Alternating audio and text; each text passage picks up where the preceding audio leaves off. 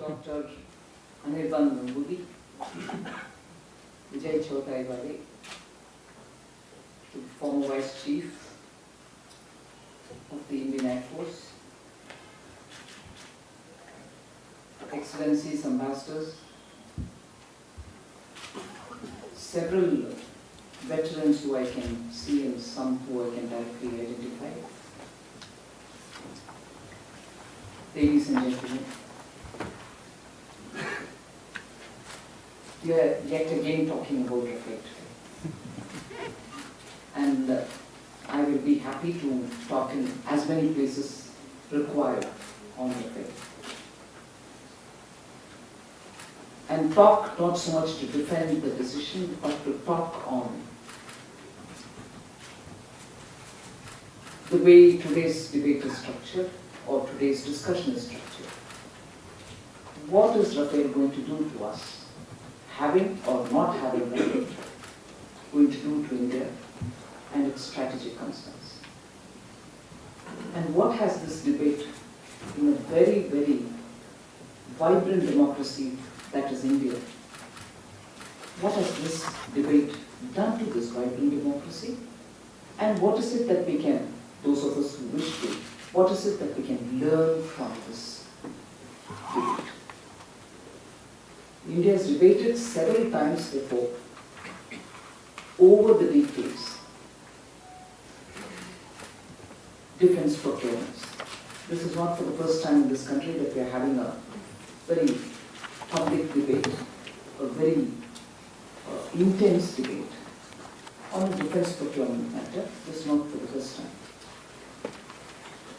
And my party has been in opposition when some of the very critical discussions and debates have happened pertaining to defense procurement. So I know what it is to be in the opposition and also to question the government on defense procurement. So it's not as if we've been in power for decades and therefore I'm sitting and answering questions with a certain complacence. No. And in all this, when we're talking about defense procurement, unlike many other procurements, which I do not want to undermine by saying they're not comparable, but in all discussions related to defense procurement, a very fine line between national security and its priorities exists concurrently with transparency and discussions about transparency. So any question, any reason to believe that you need to have more explanation given by the government of the day, in the interest of transparency, has got to be answered, and there's no doubt about it. But where does one draw the line between wanting to have transparency, which is a duty in democracy for political parties which are particularly represented in the parliament, or those parties which are not represented in parliament still have a right, and the ruling dispensation, the ruling party, the government has a business to answer, there's no doubt about it.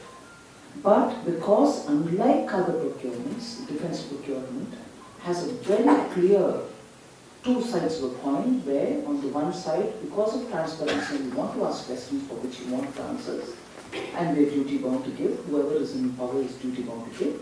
The other side relates to national security. So as much as you would want to know on one side, you're constantly being conscious, both as the person who asks the question and as the dispensation which gives it the answer, that there is an integral component which is national security. Of course, you're not going to come under the garb of national security to not reveal anything at all. You will reveal. And I'm not the first person who's going to be saying this. All of us are aware that institutions in India have their role to play, such as the CAG, such as the Public Accounts Committee, and the Parliament through the Public Accounts Committee, and so on. And of course, for those who are not being in the Parliament and for those beyond Parliament want to have greater transparency, also seek courts. The court comes to play, and through the legal process, you do obtain to some level of satisfaction within the framework of institutions which are around the replies. in this case of Rafale, I think it's very, very clear that every step has been, or every door has been knocked at, and every door has been answered, and in some of them, very clearly, elaborate answers have been given to. On the national security aspect, I think former Vice Chief has very clearly spoken about, and with a certain intensity, you can very clearly feel it. Why is it important? In this case, now we are talking about Dassault, we are talking about Rafale. But for defense procurement, now that I've been there for a reasonable period in the ministry, I can tell you, the process itself is so infused with so much detail, so much processes within the process, the larger process, of trials, of tests, of proving in various terrains, because unlike in many countries, any equipment that you're buying, in many countries, will have to prove itself in probably one terrain or probably 1.5 terrain. India has the unique situation of, and I remember, again, fairly having traveled in all those border areas where such powerful equipment will play a critical role. India has a typical and a unique thing where we have at one go diametrically different terrains and weather conditions where you will have to face different contingencies. You are dealing with the salt marshy lands of Sir Creek. Moving upward, you are dealing with Thar Desert where the temperatures can touch almost 50. In summer, 50 degrees Celsius. Then you're moving over to the wide paddy fields. Move up, you're going very high altitude till the Dowlat Bay Oldie point. You come further east, you're talking about tropical conditions in the tri-junction with Myanmar, and you're moving upwards. Within a matter of 100 kilometers, you're climbing quite an altitude. So your soldier is going to have to be acclimatized not just for the malarial tropical thickets, but he moves upwards very quickly to such high altitudes bordering with Tibet. And in all this, the weather conditions are very sharply different. Why do I have to say this? Does every soldier deal with Rafale? No. That is why I said equipment purchase, big vector purchases, platform purchases, all of them in this country will therefore have to prove themselves in all these terrains. Which means you're waiting for summer to prove it in Thar, you're waiting for winter for the high altitude cold, you're waiting for the monsoons in the tropical, so 1.5 years even to test and say it's worthy, you can buy it. After which, if you've chosen to go through the tender route, you have a process, or if you've chosen to go through the government contract, intergovernmental agreement route, the process takes a different route. Time consuming. Post that, the negotiation consists of teams of people who are professionals who are going to use it, and the cost-related people from the audit or defense accounts. All of them sit together in different teams and negotiate the cost. At no point in time, any one individual has his wings and fancy done, technical or financial. If this is the rigor with which decision-making should happen, in this country, unfortunately, the rigor has been sometimes, and probably more than once, obviously tweaked in favor of somebody who has not gone through the system, but who probably cuts corners in the system and wants to have a benefit for himself at the cost of what the services want. And therefore you have this fear that since it's happened before, it can happen now. Since corners have been cut earlier, it can probably be done now. And till now, I can for sure say, they have always been very well informed network of people who disparagingly all of us may call as arms dealers, disparagingly may call us arms dealers, but probably had the technical information, so they went around convincing people this is the better one rather than the other. For good or bad, this government chose to not have them at all in the future. And not just for Rafale, but for any one of it. We said it's enough for our experts in the services for themselves to go and check it up for themselves, rather than have somebody come and educate even those who are stipulating the standards for what they want. So this not so pleasantly applied terminology of middlemen, who went around telling the whole world they are coming to explain the technical details of anything that you want to procure, were actually doing otherwise. Technical detail was the brochure that they would hand out, but maybe other things were being discussed. We didn't want other things. Nor did we want the technical details through them. We thought as many as the service officers who could go get the details or invite parties and talk with them about the details will be more than enough. And the rest of it, the call will be taken by the ministry's officials, who should be looking at the cost, who should be comparing the international cost, who should be comparing the benchmark cost, who should be doing their job. And therefore, between 2014 and today, I can tell you none of the purchases, I will take the names of two of my predecessors, Sri Manohar Parrikar, who is now the Chief Minister of Goa, and the current Finance Minister, who also held the portfolio of defense in additional charge. And now, we've not and deliberately not had any middlemen coming into the corridors of South Block.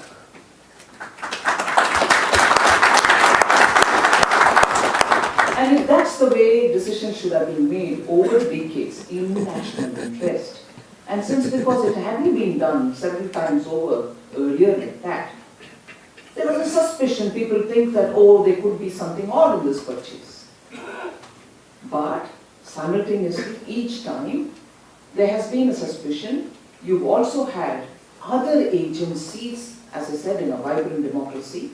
It could be the Controller and Auditor General of India, or it could be the powerful media, or it could be any other institutions, or through the court, or through the public interest litigation, and so on. Something comes up as a prima facie issue to say there is suspicion to believe because. There's suspicion to believe because CAG, because PIL, because court, because something, because media. Here, nothing at all. But look at the way an artificial storm is being created. Totally artificial. It picked up momentum, unfortunately, because the French ambassador is here. Unfortunately, because some media house in France came up with something which people thought, ha, at last we've got the card. Energized, they wanted to go ahead. But it turned out to be one of those very, very odd media houses which reported, which the French government, I must say, to their credit, immediately came up with an explanation. And in this instance, I must say, to honor the intergovernmental agreement, I am grateful that the French government has stood up each time to say, it is an intergovernmental agreement, this is what we've done. Yes, just give that. In international relations, diplomacy just doesn't work through diplomats only. Governments also stand up for one another, because eventually relationships over the decades of it with France, the relationship has been built even before we came. The strategic partnership, the unique strategic partnership that we have with France was something which has been built over the decades. And I'm not taking any names, but to cast aspersions, to take the names of head of governments, former head of governments, current head of governments, and I've had a discussion, this is what transpired. I'm like, please, where is the minutes? The reason why I'm going on harping on this is strategy. India's strategic decision-making or position or current situation are not just on the basis of powerful equipments that you hold. Yes, the price of peace is the expression that Vice Chief of Indian Air Force, former Vice Chief, beautifully used. The price of peace. You have to have right equipment, give the armed forces everything that they need, empower them to be strong and through strength, particularly because our neighborhood is so very, I don't want to use the word volatile, but for a minute I use it, please discount it. Defense Minister of India says border is volatile. No, I'm not saying that. Please, I can see some of our media friends here. That may not be the case. I'm talking about the way in which, in this border, in the last 60 years, unlike elsewhere in the world, we've had 4 wars. You had periodic skirmishes, face-offs, and therefore in that context I'm using volatile. Friends, let's take it into context. So with that kind of a border situation and neighborhood, and sometimes also now with my friend is your friend, but my enemy is not my enemy cannot be your friend, but here am I going to help each other. So we are both enemies to somebody, but therefore we are friends and therefore we can help each other with our equipments. That kind of a build-up is also happening, is something which all of us notice. So in that situation, would you be alert enough to meet the requirement of the services? Would you immediately try to procure? Immediately is conditioned by the fact that I gave you a 1.5-year picture of how the trials will have to happen. So that's how immediate in defense procurement you can be immediate about. So with all that kept in mind, would you please go about getting things which they want? If in 2000 itself, under Shri Atal Bihari Vajpayee, it was recognized that your depleting squadron strengths are going to be such that you have to hurriedly get good fighter aircraft. And you, after spending 10 years, don't take a decision. So when we are talking about strategic importance of decision making, particularly in the context of warfare, I'm widening it by saying strategic importance. If you really understand its intense meaning, its repercussions if you don't respect it, would you have spent 10 years going around negotiating and negotiating and negotiating? And the depletion in squadron strength didn't even pinch you somewhere. It didn't prick you at all. Whilst our neighbors are helping each other to get the 4th generation, if possible the next generation. And you're sitting here without batting an eyelid about the fact that you're spending time in negotiating. End of the day, the very same people ask you, decision, no decision, bad decision. Under what classification would you put the decade which went before 2014? Bad decision? No. Delayed decision? No. No decision. No decision. And I think that's the biggest disservice that 2 terms of government has done to this country.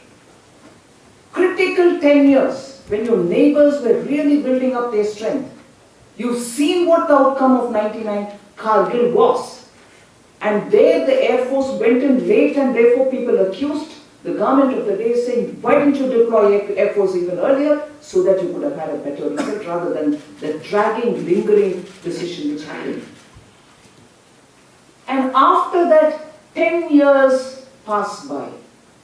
And to hit the last nail as though in the coffin, where is the money? I can't do it. Again, friends, all of you are people who know about defense and defense decision making. I do not want to elaborate, but I can't let this opportunity to go without having to say this. It's not like you and me going to the grocery shop, oh sorry, today, my purse, my card, I can't find it, I can't buy it today. No, it doesn't happen like that. The moment the decision has been made, and in this case it was made even in 2000, from then the process starts, and by the time you issue the RFI, you start planning for the budget.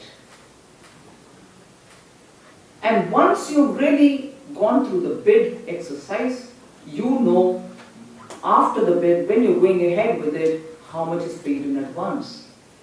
15% of the total cost, or 5%, 10%, something.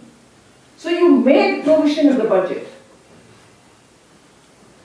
And then the staggered way in which installments are paid as and when one aircraft comes, or 1.5 comes, 2 comes, or ammunition comes, different stages as they would decide.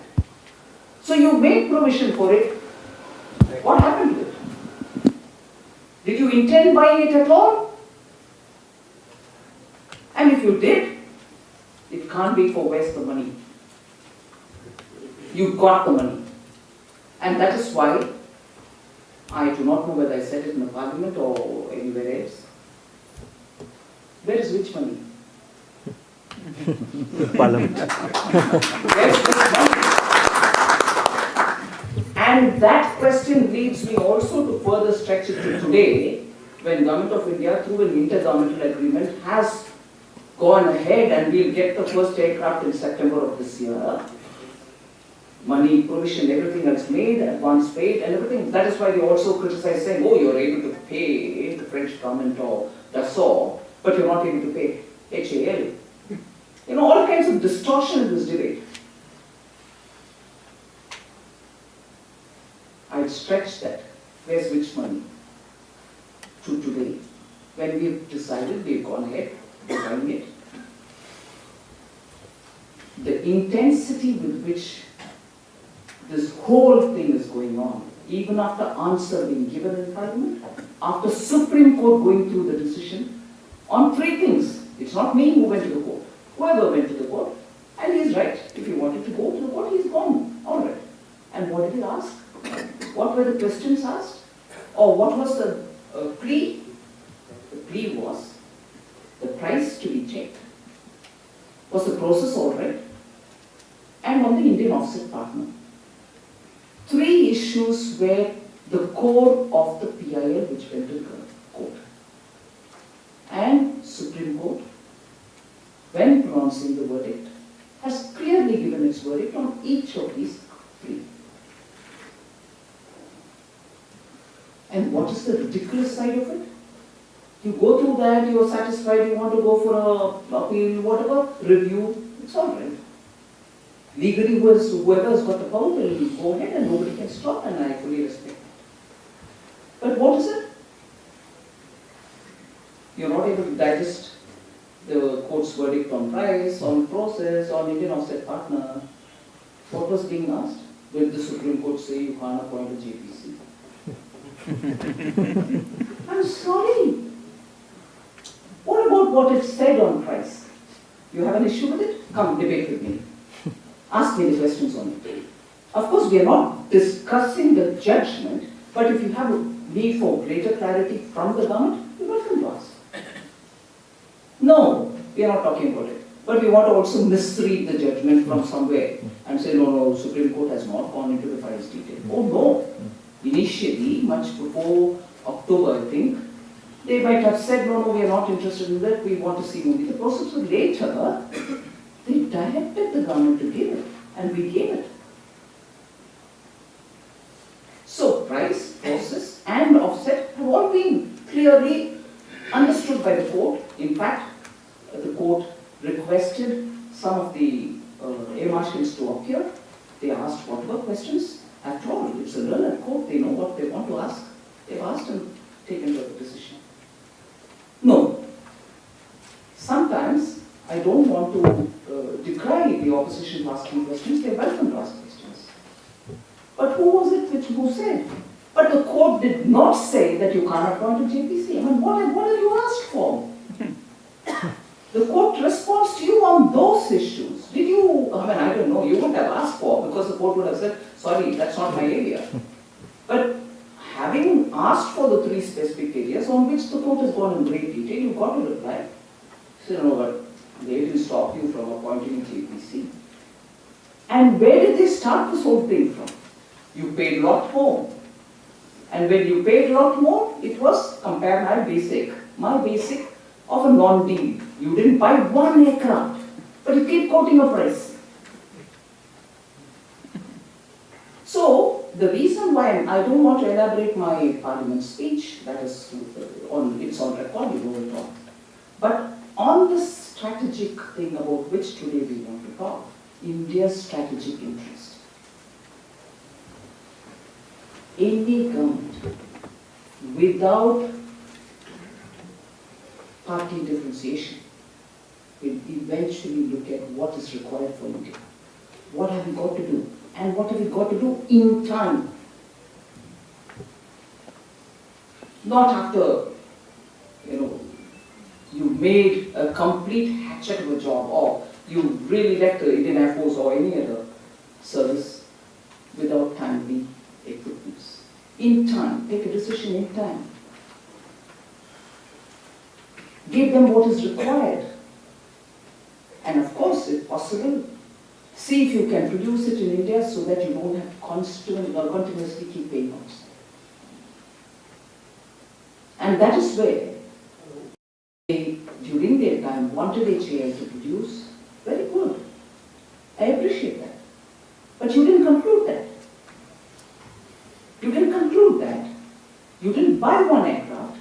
And sometimes I just wonder, just for confusing the people about India's strategic interest, confusing is not a responsible job of a political party.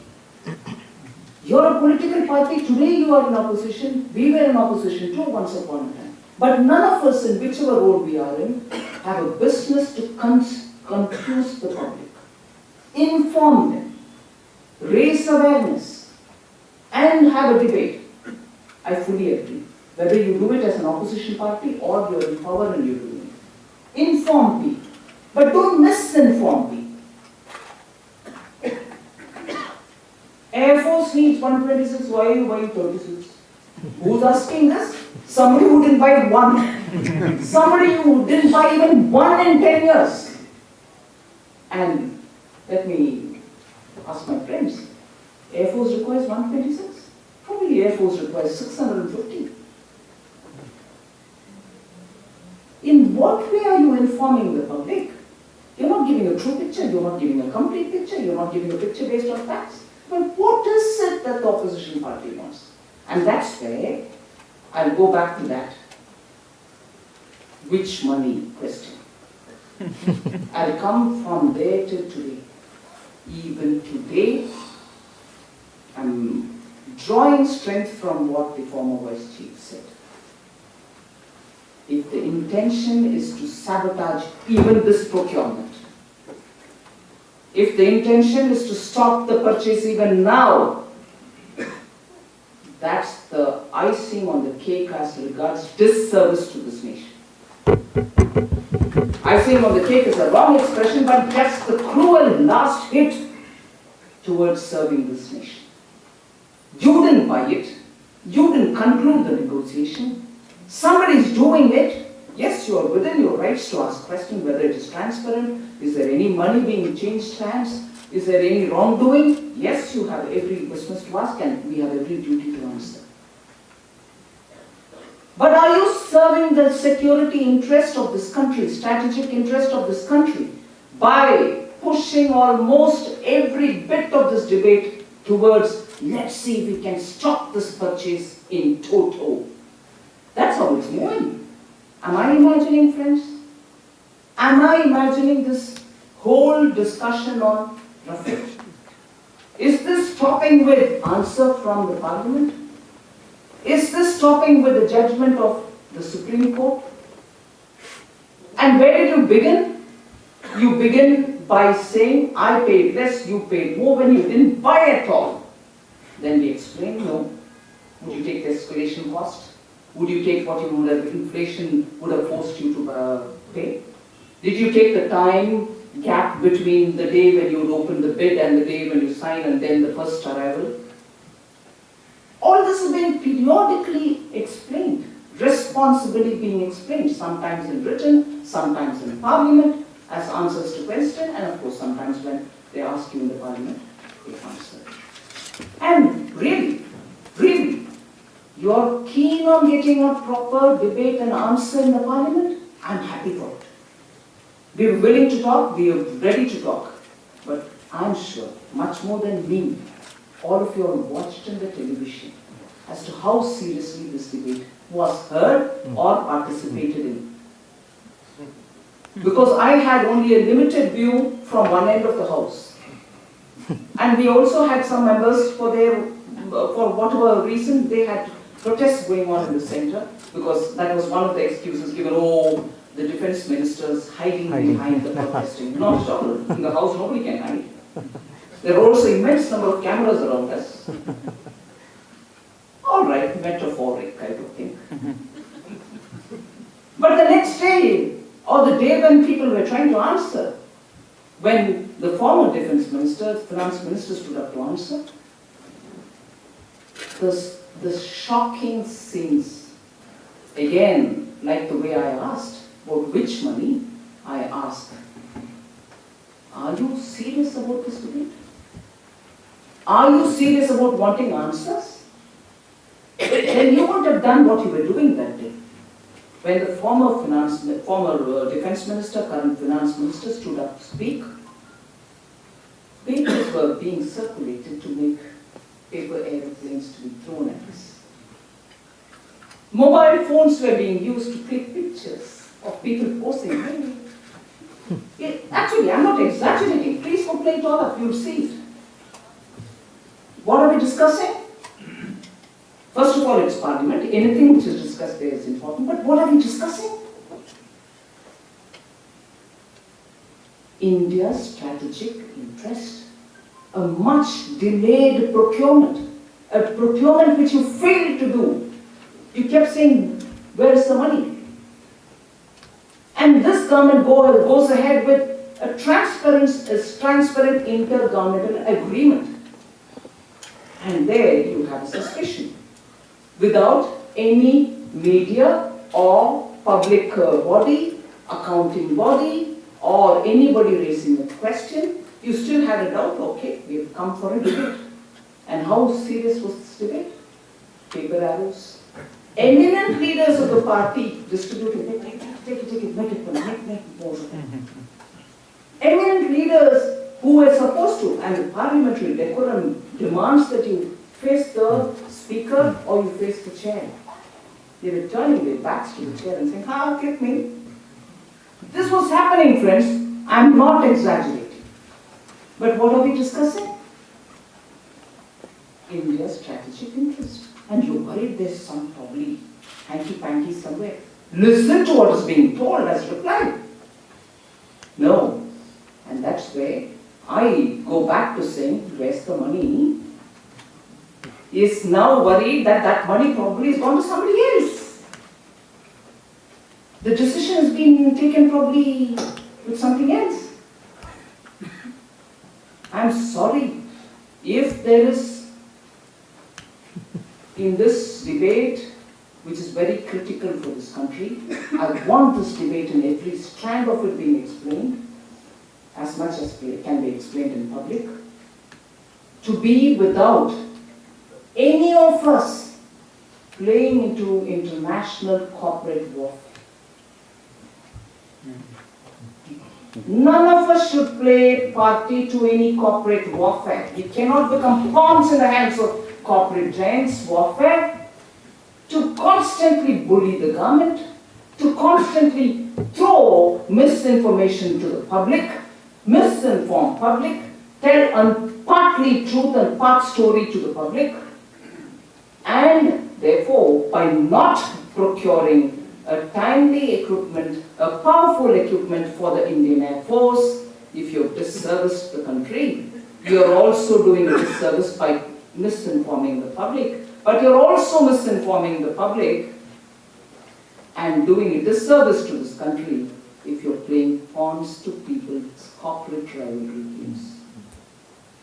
Is India's interest top on your agenda, or you're becoming a partner to some kind of a corporate rivalry? So India's strategic interest is not just when the governments of the day will have to do a timely decision making to get the powerful fighter aircrafts or any other vectors that are required by each one of our service in time.